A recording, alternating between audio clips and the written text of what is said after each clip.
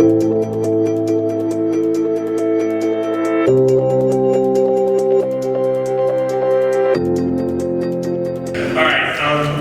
first of all, thanks for joining me. This is a great panel. Hopefully this will be the most important panel of today and tomorrow. So I want to start just by going back to Jack's opening today. Let's go into something like Oh, okay. There were just use tips. You're not sharing mine.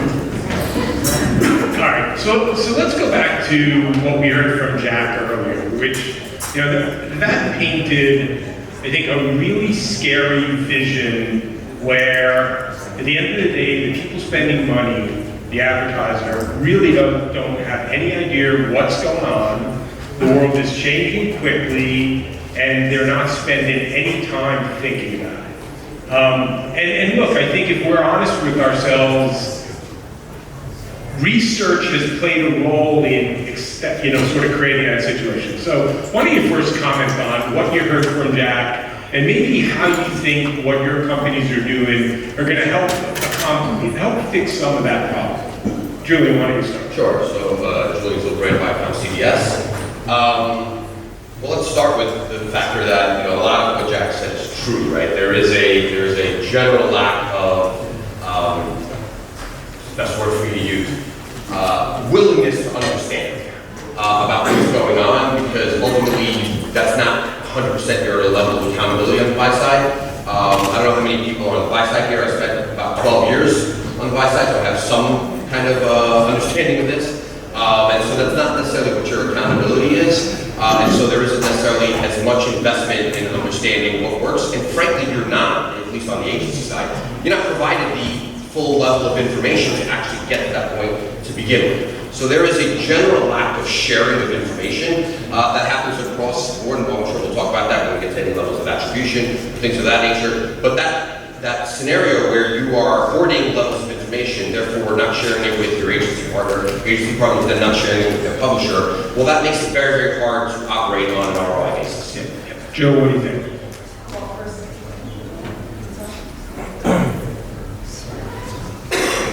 Hello? Okay. I'm Josephson with Transform. I just want to say I'm really grateful to be here, and thanks for being here. I love Jack Myers. I've known him for about 10 years, and he's been very generous with his time to me throughout the years. So what I really took away from his talk this morning was about diversity and also about quality of content, which is a little bit different, but I'm always a little bit different on a panel. Transform is an AI for media company. And I think throughout the day we've kind of heard a little bit, there's been some peppering of questions about AI, and it seems like it's very future state. So happy to be here today to kind of educate about the work we're doing with, yes, big networks, but also with local broadcasters. That is not future state. That is very today. We have some very concrete use cases that I should be able to share in this panel. Joe. The biggest thing for me was that Jack now has a level that is cheap enough for TVSquared to be a member of Media Village. You won't like it because you're massive corporations, you're not Julian. The big thing that actually I was going to come back to at the end was the word of 2020, which is they, and Jack also talked about us. And I know most of you in this room and most of you have seen me on panels before where I say, just say yes. And I still think that is the theme for measurement, attribution and optimization in this industry. Too many people say it's hard, too many people say that performance can't be the new currency yet because we haven't figured out how to plan and buy it. But actually, if you get on and do it, like our partners at Effective have done, you can change the industry.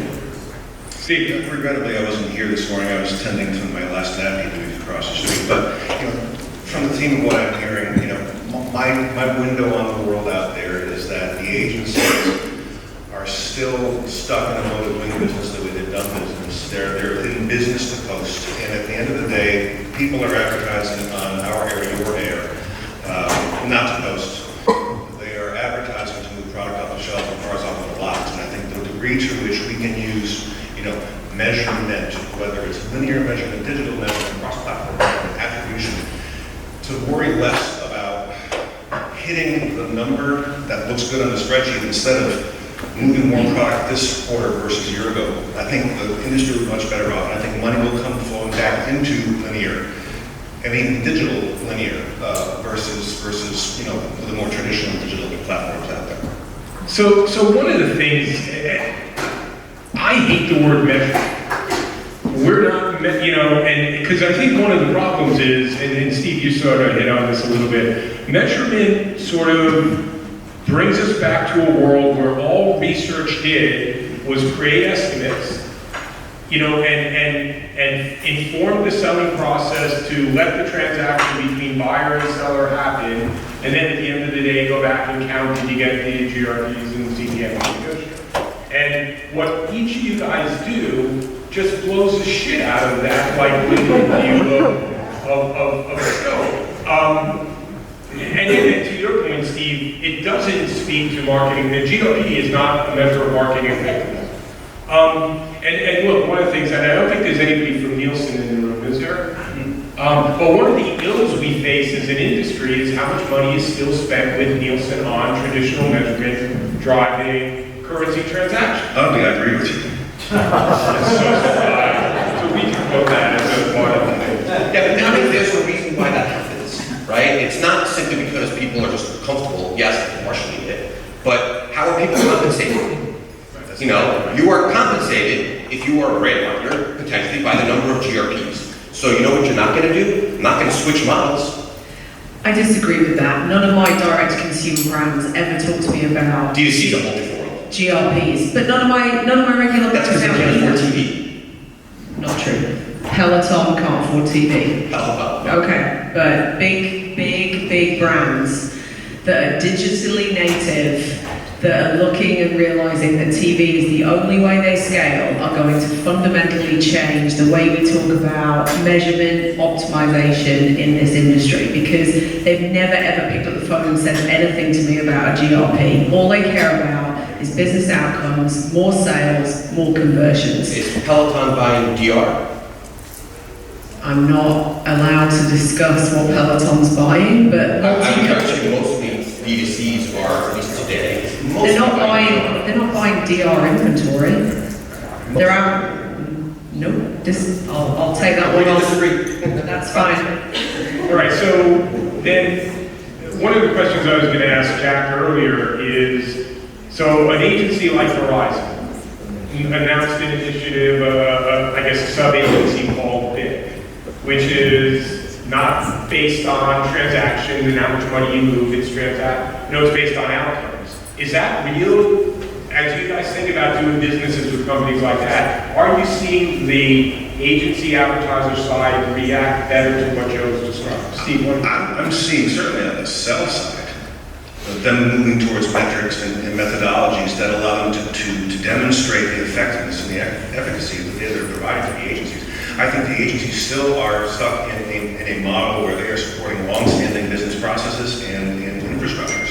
And it's the clients who I think the brands who are being underserved, because that doesn't help them move more product off the shelves, which again is the reason we're all in this room together today. So Joe, maybe describe a little bit about how Transform fits in this role. Sure, yeah. So, for a long time we talked about the pieces that are missing, and one of those is the data content, right? So we know what people are watching, we know when they're watching it, but we don't know why. And that's been something that without machine learning, artificial intelligence, it's really been just too hard, too expensive, too time consuming to be able to do at a human workforce level. We work with networks and broadcasters to analyze, hundreds of thousands to millions of hours of video and be able to turn that video into usable data. And this is not just, hey, there's 5 people on white chairs up on a stage. No, the theme is business. And this is Howard and Julian and Jill and Joe and Steve. We know exactly who is there. We know that the story started at 2:30, it's going to end at 3 o'clock. These are all usable data points that you can then compare to, say, a Comscore measurement and say, at this time, this is what was happening on the screen exactly. And here's how the audience resonated with that. So we call that Resonance AI, and it's working. And this is something that you can use use today to be able to understand the power of your content, even if it's just for archiving purposes, to know what you have at your disposal, and then to be able to take it to that step further, to use artificial intelligence to know what's working, that's so powerful. So, thanks. So what are each of you, give me each a concrete example of what you're doing to get people to move from sort of the old paradigm to the today paradigm. And Joe, you and I had a great conversation at lunch around look, we're all in the world of marketing effectiveness. I think if there's one thing to take away from Jack, it is incumbent on every seller in the room to have the tools to optimize outcomes on behalf of the advertisers, right? If they're not going to demand it themselves, they're going to demand it of all of the sellers. So talk a little bit about, concretely, what are you guys each doing to sort of help that work? Sure, so I'll begin. So as we kind of moved into the advanced TV space a number of years ago, we've been able to obviously grow that business to a great degree. And in the process of growing that business, our job is to optimize, right? Optimize for some level of performance, right? Whatever the client's KPI is. And what we've done recently with several clients, and what I think we're going to continue to do, is use outcomes to help optimize the actual performance of their advanced TV buy. So if you're coming with a custom segment and you're doing an advanced TV buy and you're seeing outcomes driven on your side as a client, you can feed that back to us and we optimize the campaign on a bi-weekly basis, which is pretty aggressive in the TV space, to actually drive further towards that outcome. And that feedback loop is continuous. And we plan on doing that significantly more as clients want to move in that direction. And is there any reason that infrastructure doesn't work for linear? No, it does work for linear. It works for linear, it works for our addressable practice, it works for our IP practice. It works holistically if you're doing advanced TV. So Jill, it seems like a big place that you guys play in, I think this is good that we followed a panel on creative, is how do I make sure as an advertiser I'm running in a place where my creative makes sense?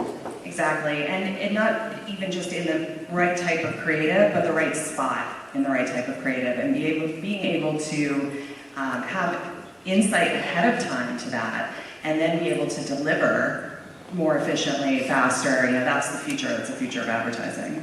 Yeah. So if you think about it, for people in the room, it's not just knowing that a show delivers a lot of a given demo and you can price it effectively. It's understanding the context of the show, the context of the ad, and making sure you're doing a good job of marriage making. Correct. So Joe, talk about TVSquared. Okay, so what are we doing? We are a full cross-platform, multi-touch attribution platform in 76 countries.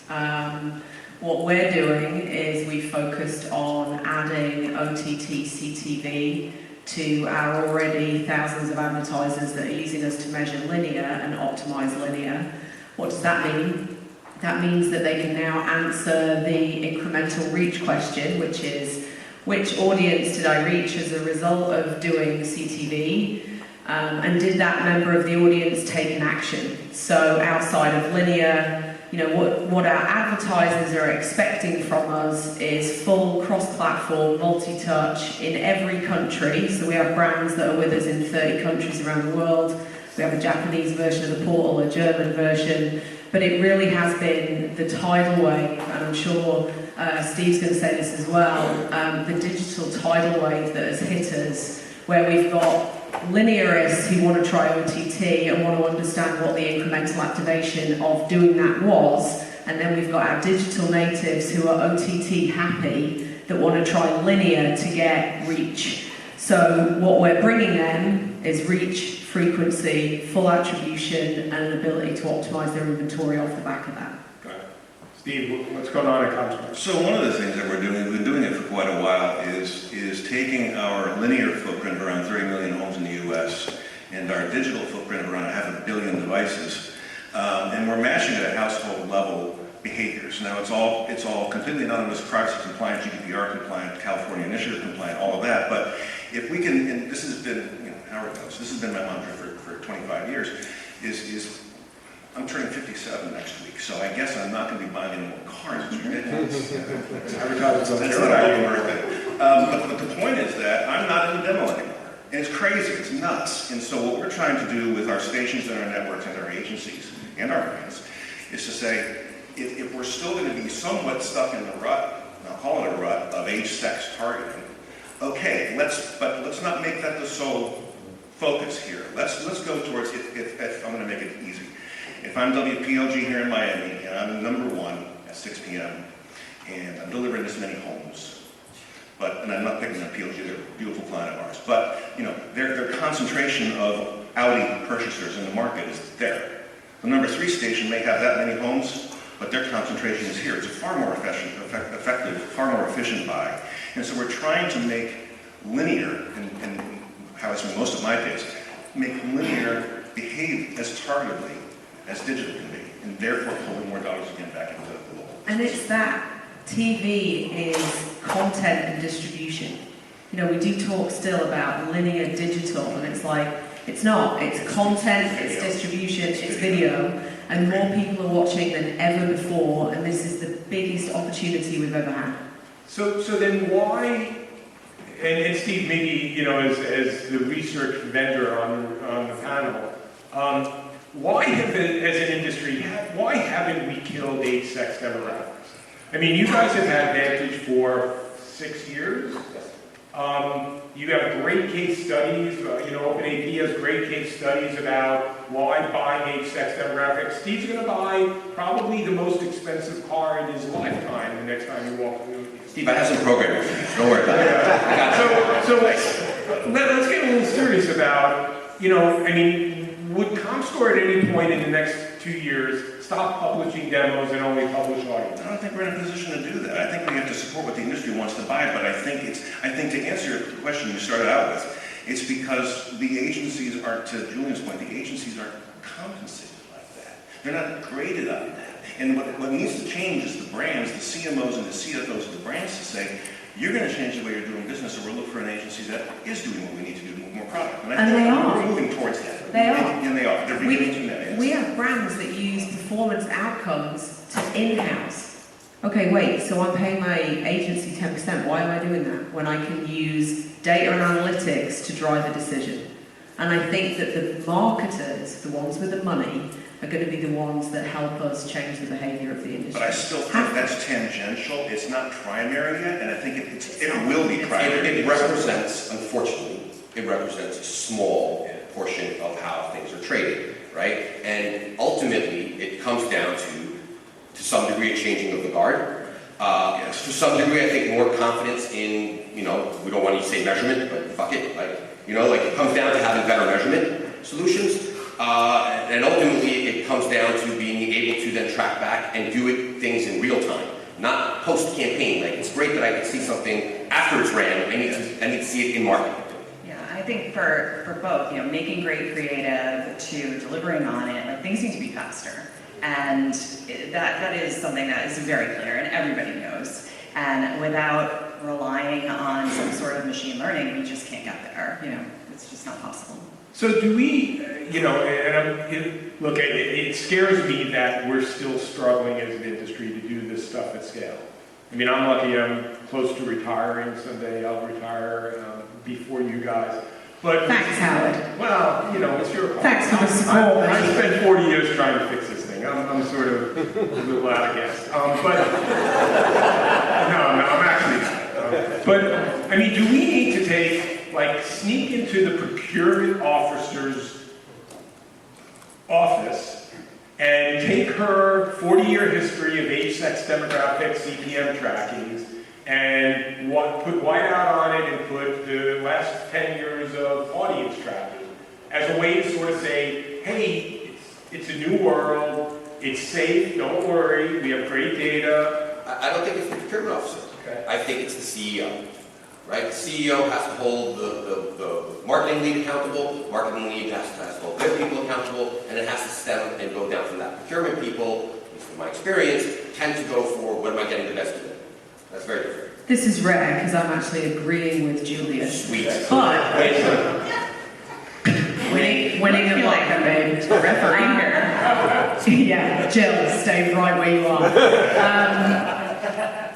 I'm actually having more and more conversations with CFOs, but I agree with Julian that I think it comes from the CEO.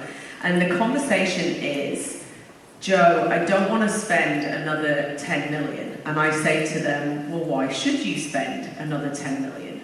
When you don't even know that the 50 million you're already spending is working as efficiently for you as it possibly can. And that's the bit. Agreed. And you know, CEO, CFO, you need people who are willing to accept risk. You know, you need people who aren't, you know, who aren't just doing a job. You need folks who are there to make a difference for their client. And everybody wants to do that. I don't mean to suggest otherwise.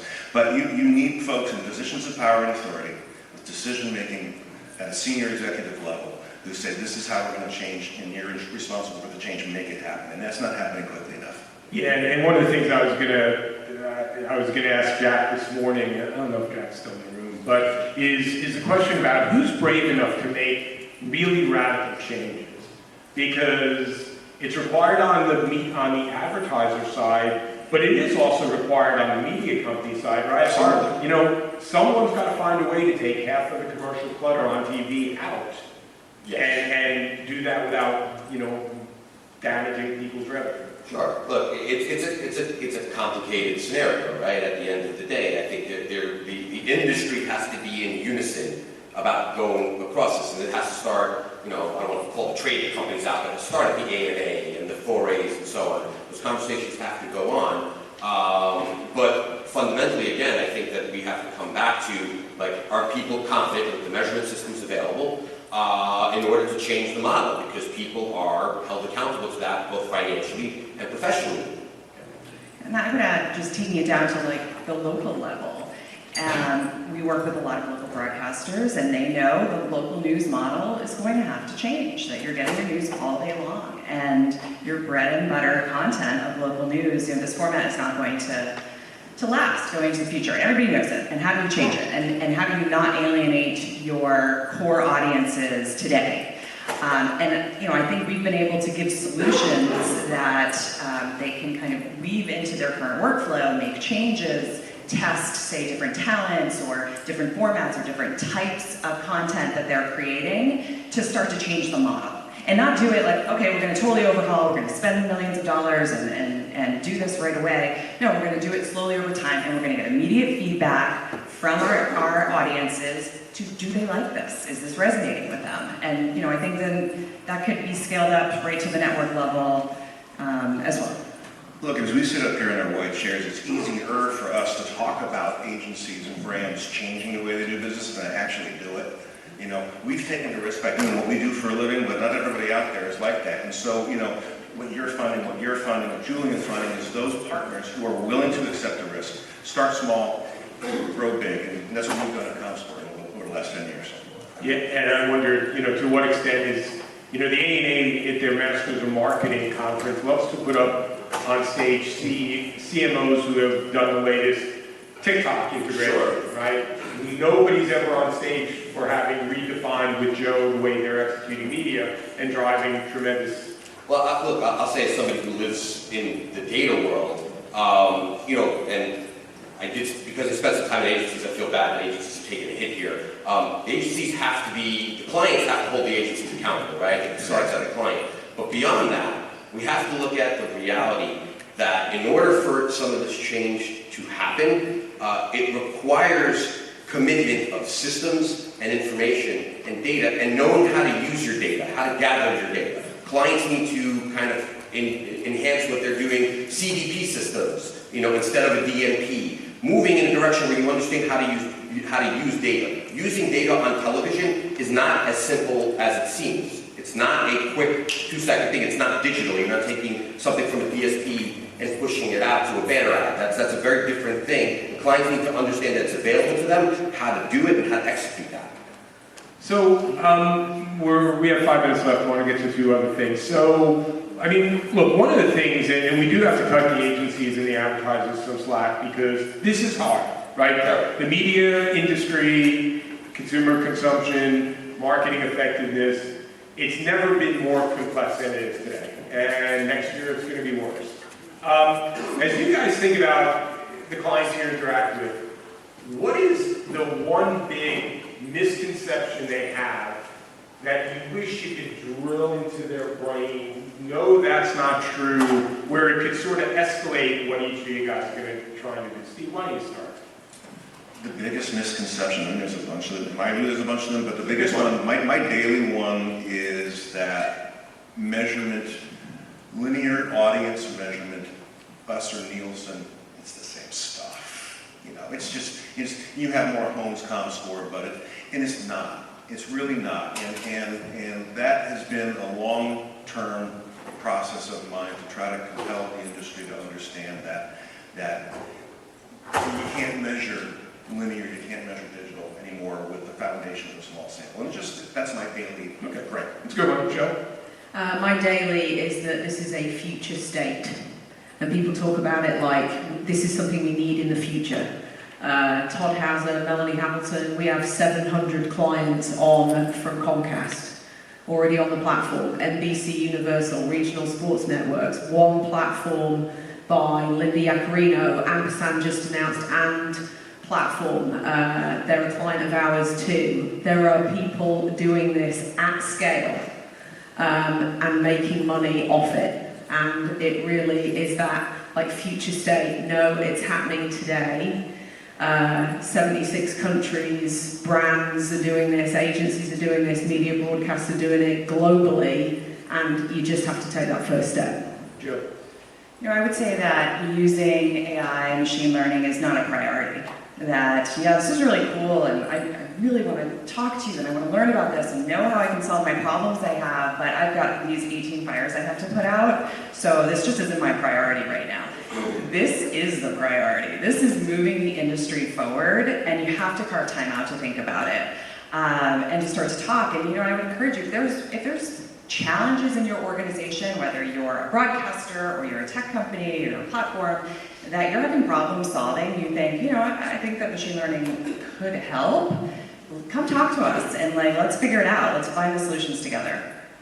For us, I think for the most part, it's letting people understand that they can use data in the television world. I can't begin to tell you, I'm not a salesperson, so I don't particularly go out on sales calls, but I can't begin to tell you the number of salespeople who come to me and say, we didn't even know that you could do this. Our clients didn't know that you could do this. That's true. It's fascinating, right? Because to Joe's point, right? Like this is going on. It's at scale. There's media and marketing around the messaging, but most people are unaware that they can actually do it. May I take an opportunity to do a second one? Okay, Sure, go ahead. Because there's so much data out there, right? I mean, everybody's got data. My mom has data. She's trying to sell something.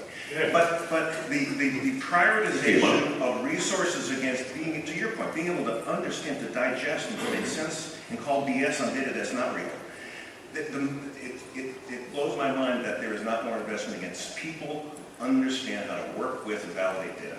Well, and think about it, you know, there was what, the IAB data labeling initiative, and that had nothing to do with whether the data was any good. It was just, you know, put an expiration, you know, like when you buy a carton of milk, there's an expiration date. And if you buy milk that's expired and it's sour when you get home, shame on you. So mine, because I'm moderating with Hallie, I guess, chime in, is the one about you cannot compare a $30 addressable CPM with a $5 linear CPM. It's like comparing the weather in Paris to the weather in Miami today. Sure. All right, last thing, next 12 months, what's your focus in? Does any of this look dramatically different than it does today? My particular focus is to help continue to try to solve the cross-platform measurement issue, and then around that, being able to ensure that we can optimize alongside that. I would say two-prong, you know, talking to as many content creators, broadcasters, networks as possible, about, you know, evangelizing what we're doing, also doing partnerships like we have with Comscore, with different data providers, and TiVo is a great partner of ours, to be able to have a platform that's useful to everyone in the industry. Joe. Two things. I want Arch's pink shoes. I will trade you some very nice nude stilettos, which I know you want. I think he's got a kimono. Is my first one. Close your kimono off. Second one is I've solved the cross-platform, multi-touch, full attribution measurement performance platform. I've solved incremental reach. I've solved audience, which means I need to have a follow-up meeting with Julian. Last word. I'm along the same lines. Stitching together all those elements I elaborated on earlier into a unified cross-platform service across both local and national markets. All right, well, join me in thanking these guys for a great conversation.